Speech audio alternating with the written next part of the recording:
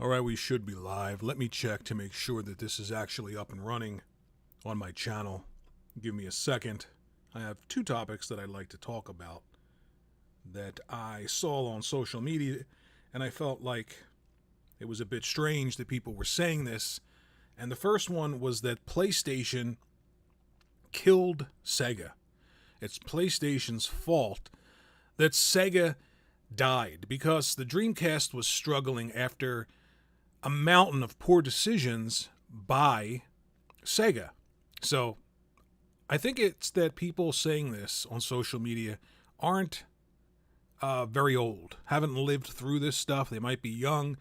They might be saying things because it's social media, and they want to appear important and gather a following by saying ridiculous things because that does work on social media. But if you're somebody who's actually lived through this, I was around when the Sega Master System was introduced. I remember seeing the commercial, Safari Hunt and Hang On. And of course, right before that, there was the NES commercial. And that was the reintroduction of consoles in the console space in America because there was a crash because of poor quality games. So the Master System, the Genesis, the CD add-ons, the Saturn, the Dreamcast, and there's tons of mistakes along the way with Sega. The biggest issue was Sega of Japan and Sega of America. Sega of Japan not listening to Sega of America. PlayStation had absolutely nothing really to do with killing Sega. So why then am I talking about this? I saw something on social media that said something to the effect of PlayStation was cutthroat and didn't allow Sega to recover from the mistakes. Stay with me here now. See if you can figure this one out. Sony did not allow Sega to recover from the mistakes that they made with the Dreamcast by introducing the PlayStation 2. Think about that for a second. They had made all these horrible decisions. They launched a system stealthily. Day one. They were at a talk show. What the fuck? They were at a trade show. And they said, and you can buy, I believe it was the Saturn, you can buy it today in stores. They cut out a major retailer in North America. I believe it was KB Toys. KB Toys found this out and said, we'll never carry your products again, essentially handing that market to the PlayStation 2 when it came out. Sega's fault. Sega's poor decision. That's just one example. It had nothing to do with PlayStation. Why would anybody making a product say, we're new, this is our second home console. We made a PlayStation 1 that was successful. We're about to launch the PlayStation 2. Sega is in horrible shape. The Dreamcast is doing terribly. They cannot even give them away. There was like some sort of raffle or something like that, if I remember correctly, where you can win a free Dreamcast and people still didn't want it. Hassan Terrell, hi there. How you doing, buddy? Thanks for stopping by. So why would any company say, you know what? Our competitor in this space that's been around forever made horrible decisions. Their newest system isn't selling. So why don't we just delay the release of our system so that they can get back up on their feet? Who thinks this way? This is why when I see stuff like that, it's got to be for social media, because I don't think anybody could be this dumb to think this way. There's no way in the world that the litany of mistakes that Sega made over the years can be attributed to PlayStation 2 being cutthroat and not allowing them to recover from their mistakes. Why would you allow anybody to recover from any mistake? You're in a fight. You've got somebody down. Are you backing off? Letting them catch their breath? Did Tyson do that? It makes no sense. They made horrible decisions with Sega, with hardware. They got the Master System right. They got the Genesis way right. And by the way, here is where the problem began for Sega. Kalinske was the head of Sega of America. He came up with the famous bullet points of how to beat Nintendo. Make fun of competition in a good way. Hey, plumber boy, come on outside. That was PlayStation, I'm sorry. But Kalinsky came up with an idea for Sega to compete. And then Sega of Japan wouldn't listen to him. They wanted to do their own thing. They didn't want Sega of America to be driving the sales, driving the ship, making the decisions that appeared correct. So they did their own thing, and over time, it just didn't work out. The Genesis, the CD add-ons, the litany of add-ons, the Nomad, the handheld, all the way up to, again, the Saturn stealthily releasing, cutting out major retailers, day and date. Nobody knew what was going on. That was all their decision. And then, of course, finally, they get their act together. They released the Dreamcast, but it was too late. It's too late. It was too late for the Dreamcast. It wasn't PlayStation's fault that the Dreamcast failed. And the idea that somehow that Sega's trying to recover, and Sony, how dare they release the PlayStation 2? How dare they? How dare they market it? So let me talk about a number of reasons why the Dreamcast failed, and all of them are Sega's fault and not PlayStation's. The first one would be EA Sports. EA Sports told Sega that they have no plans in supporting their console unless they had the exclusive rights to produce sports titles. At the time, Sega had the 2K series, and they laughed. They laughed at EA and said no. Now, how did that work out? The majority of consumers gravitated towards EA Sports titles. You cannot make those kind of decisions and expect to be successful. You certainly can't look back on those decisions and say, well, that's PlayStation's fault. Another reason is their advertising. Their advertising was batshit crazy, right? I mean, think about its thinking. It didn't even make any sense. General consumers thought it was silly. In fact, I remember people mocking that advertisement for the Sega Dreamcast. So they go from telling one of the biggest brands when it comes to sports, third-party wise, we don't need you. And granted, the 2K series is good. It's still around. But everybody wants Madden. Everybody wants EA Sports titles. So they say, kick rocks to EA, and then they come up with a bald-headed woman with a ring around her forehead saying it's thinking. They were already in financial trouble. So I want to read you something. After a successful North American launch, Dreamcast sales steadily declined despite several price drops. Nothing to do with PlayStation right now. The price drops, in an attempt to compete with Sony, caused the console to be sold at a significant loss. Now, you might say, well, that's Sony's fault. Sony priced their console competitively. They just couldn't meet that price. Why couldn't they meet that price? Was it Sony and PlayStation's fault, or was it Sega's poor decisions? Let's keep going. Sega could not afford the losses, as their poor sales in Japan added very little to their revenue stream.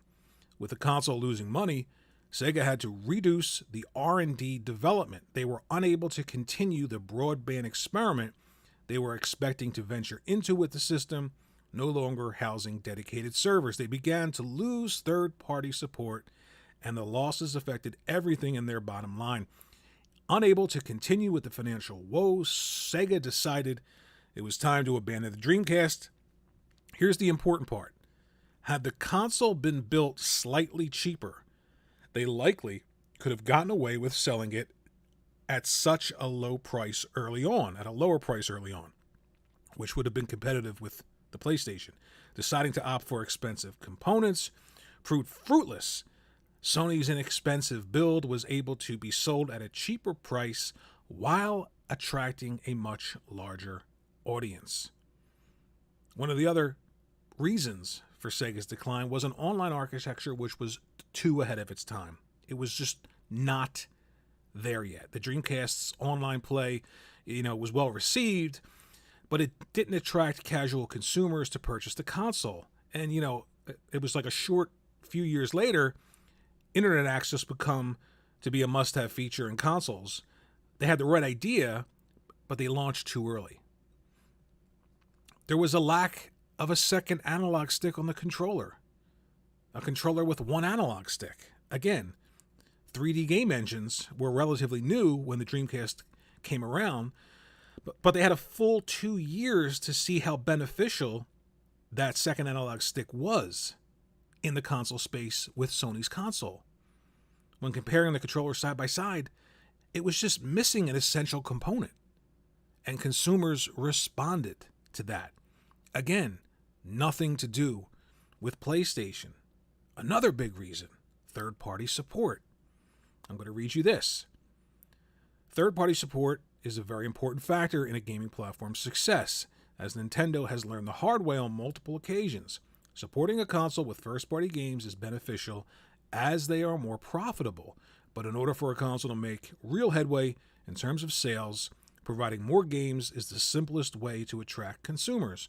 When multiple competing consoles offer the same popular games, but that game is missing from Sega's library, there's a problem. For the Dreamcast, Sega did acquire plenty of third-party support. The problem was that the biggest developers of the time shunned the Dreamcast. We're going to go back to EA again. EA Sports and Squaresoft were the notable omissions, and Rockstar North chose not to support the Dreamcast either, claiming the console was difficult to develop games for. Many companies decided it wasn't worth producing titles on the Dreamcast, and it didn't help the console's install base wasn't very high either. Again, because of decisions that Sega made, not PlayStation. So we can keep going and going and going. You know, we could talk about negative momentum. How about going back to the beginning? The Sega Saturn. It was a disastrous launch. People at the time, even hardcore Sega fans like myself, it was just enough. You just didn't know what the hell they were doing. They didn't know what the hell they were doing. So it was just too much to overcome. Let me read you something about the negative momentum from this article. On the heels of Sega's brand also being tarnished by several other failures, such as the Game Gear 32X and Sega CD, Sega attempted to brush these consoles aside with the revolutionary Dreamcast, but it simply did not work. There were gamers who enjoyed the Saturn and felt disrespected when Sega discontinued the system so early in its life cycle. Consoles were expensive, and with the knowledge that Sega may abandon one early in favor of something new, they thought that would happen with the Dreamcast. Many consumers chose not to take a gamble on Sega's new console, with the PlayStation brand receiving positive momentum at the same time because the PlayStation 1 was successful. That was an obstacle, one of the obstacles that Sega couldn't overcome. You can't blame PlayStation for being successful and launching a brand new console, the follow-up to PlayStation 1, on Sega's demise. They put themselves in that position. PlayStation doesn't have to say, you made all of these horrible mistakes. You put yourself in this position. You're essentially dead. But we're going to delay the launch of the PlayStation 2 to let you recover. Think about the mind that it would take to come up with that thought. So when I read that on social media, I thought two things.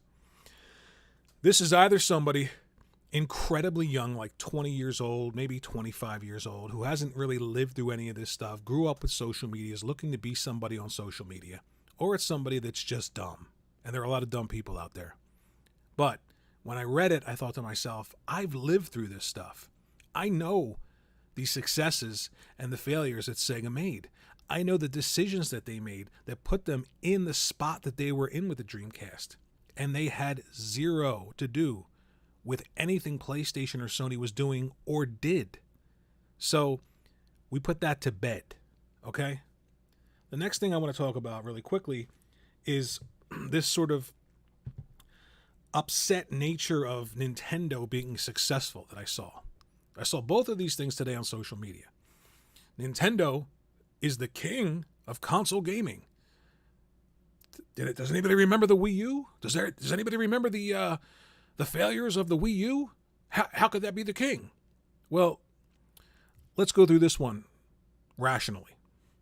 Reading through the thread, people are bringing up the PlayStation 2, 155 million plus units sold. They're the kings. They're the kings. What happened next? What happened next to the king? They went from 150 plus million consoles sold to losing half of their install base.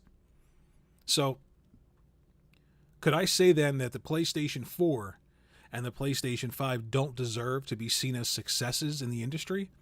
Because the PlayStation 3 lost half of its audience, going from the most successful console ever to losing half of their install base to the Xbox 360? Conversely, can I say that one of the worst selling Xboxes ever, the original Xbox, went from shit to the Xbox 360, taking half of the user base from the most successful console ever? Does that mean that the Xbox is now the king because of what happened in the past? The Wii U failed. The Wii was super successful. They lost more than half their audience with the Wii U. But the Switch is the dominant platform in terms of sales this generation. And if you want to pretend that it's not a this generation console or hybrid or whatever it is, that's fine. But the bottom line is there are PlayStation 5s, there are Xbox Series X's, and there are Switches out there. And more people are choosing the Switch. And the simple reason is that they have great games. It's the same reason Sony's banking on their internal teams, because they make the best AAA experiences anywhere. That's not debatable. They just do, objectively. So to sit there and think that failures in the past somehow dictate successes in the future, or the perception of success in the future, makes no sense.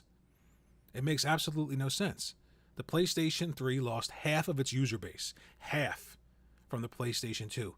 That's a huge, huge, huge hit. By all accounts, especially internally at Sony, that's a failure. That's a failure. More than half of your user base gone to a brand new competitor in the market, making their second console. This is your third, coming off of the most successful console ever sold. High brand loyalty, and you still lost half your base. Does that mean that the PlayStation 4 wasn't successful, isn't successful? Does that mean that the PlayStation 5 so far in this early generation isn't successful? It doesn't. And it doesn't mean that the Switch is somehow lesser than because the Wii U was a failure. It just doesn't mean that.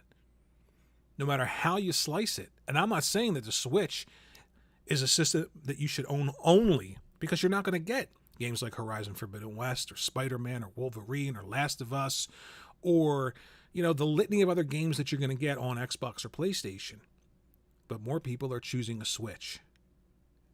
And the fact that the Wii U existed and was a failure, or the GameCube existed and technically was a failure compared to the other systems in the market at the time, holds no water today with the Switch being successful. It just doesn't. So those are the two things I saw on social media today. I can't stand it. I really think the majority of people are either saying things just to get attention. I really believe that, because I don't think anybody can be that stupid as to say that the PlayStation is responsible for the Dreamcast's, I can't even fucking talk sometimes, the Dreamcast's death, because they were trying to recover and Sony just didn't wait and let them recover. They released the PlayStation 2. You've got to have something wrong with you to think that way. You really do. And as far as Nintendo being the king, listen, guys, if you had to represent console gaming, not PC gaming, if you had to represent console gaming as a body, the flesh, right? The flesh of the body would be Xbox. The blood, which is super important to the overall health of the body, the blood would be PlayStation. The DNA would be Nintendo. That's how important they are to the industry. So this idea of trying to find out or trying to negate success because it's Nintendo and bring up past failures, let's remember the most successful console ever lost. I'm going to keep saying it. Lost almost half of its user base, of its install base, to a startup's second console ever, the Xbox 360. Does that mean the PlayStation 4 and the PlayStation 5 are not successful today? And if it doesn't mean that, because you're a fan of the PlayStation 4 and PlayStation 5 like I am, then the Wii U and the GameCube have no weight on the Switch being successful.